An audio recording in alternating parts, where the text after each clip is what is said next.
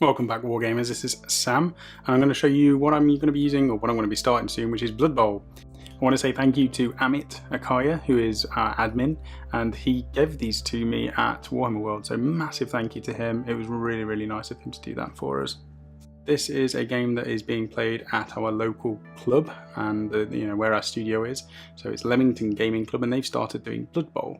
And Mike absolutely loves Blood Bowl and football and sports, so I've kind of been pushed into at least starting it. So I've decided to pick the lowest of the low in terms of teams, and I've gone with the Goblins. Now this is a box from Games Workshop. I haven't even looked at them yet, so I don't know what the sprues are like, so we're going to take a look at them now. Now it does say you get a box, or you get 12 of them in this team.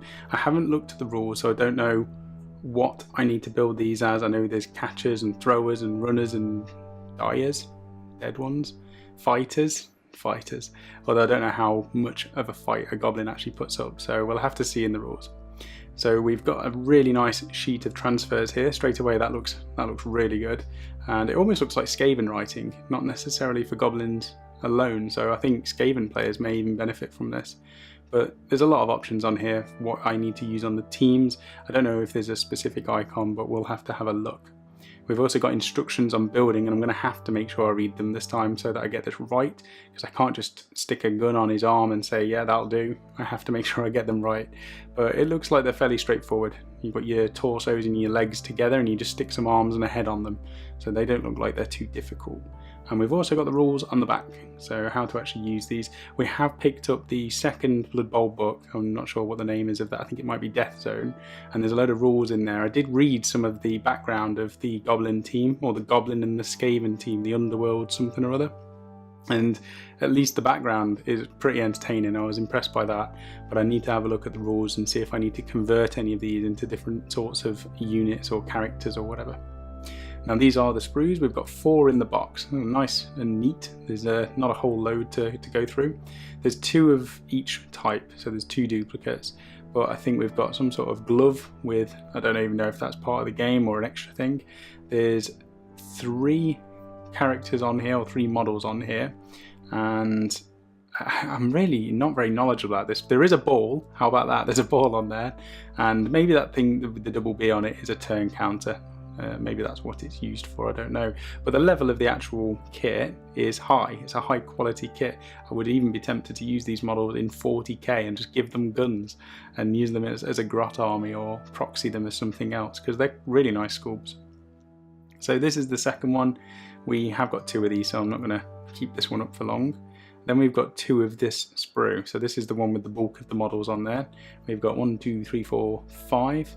I think that's 5 on there. Although that would mean there's a lot more than 12 in the box. I don't know, maybe some of these are not necessarily part of the team, but you've got a range of different heads, you've got a range of different arms, and I suppose you build these up as different positions on the team.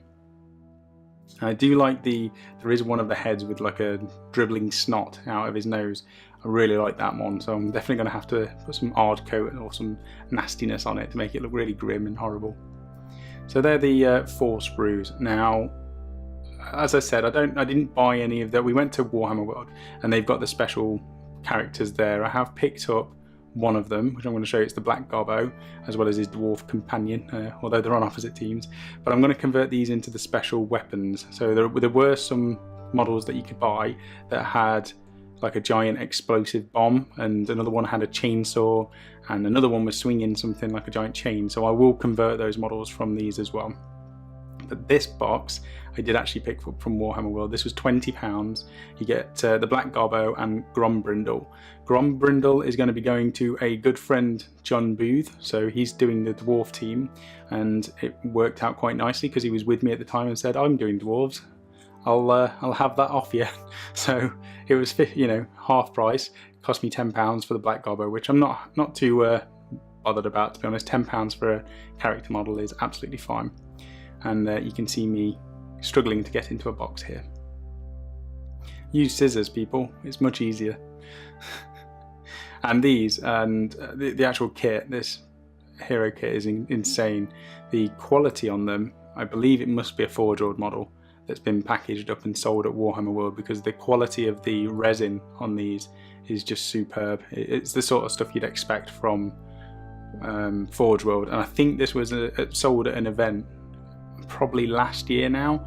I remember it's either early this year or late last year when this was available, and I never picked it up because I was never interested in Blood Bowl, but now that I'm playing it and now that I've picked Goblins, I'll definitely be using it. It does come with two different types of bases for these, so you've got the slaughter bases and you've got the non-slaughter bases, and they actually come with the slaughter base part separately, which is a bit weird. I don't know why they've done that. Maybe somebody says I like slaughter bases and they've said here's an option for you.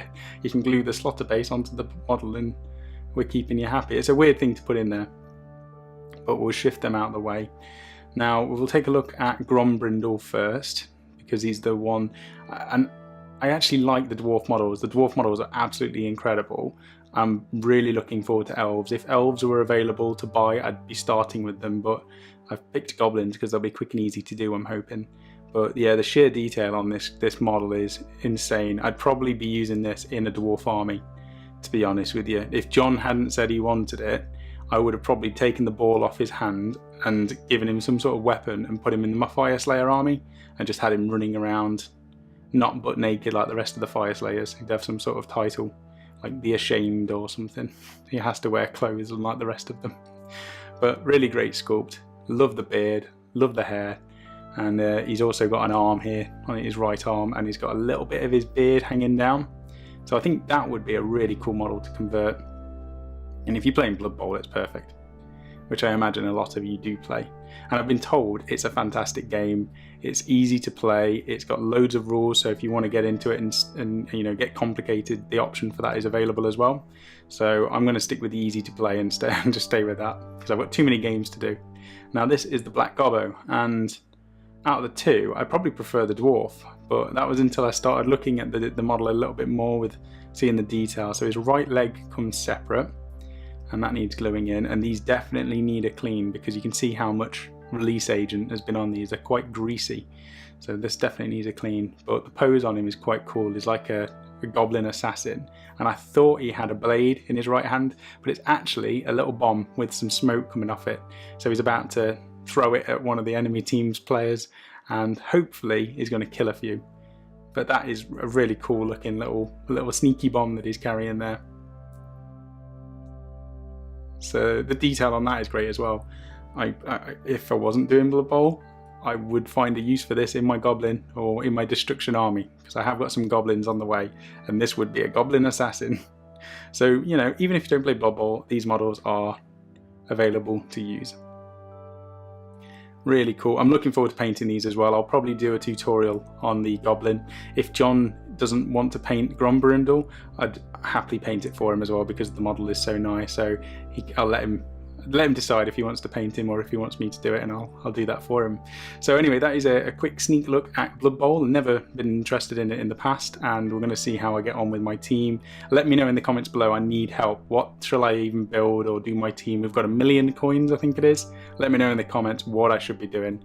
But like the video, and thank you very much for watching. I'll see you on the next one. Goodbye.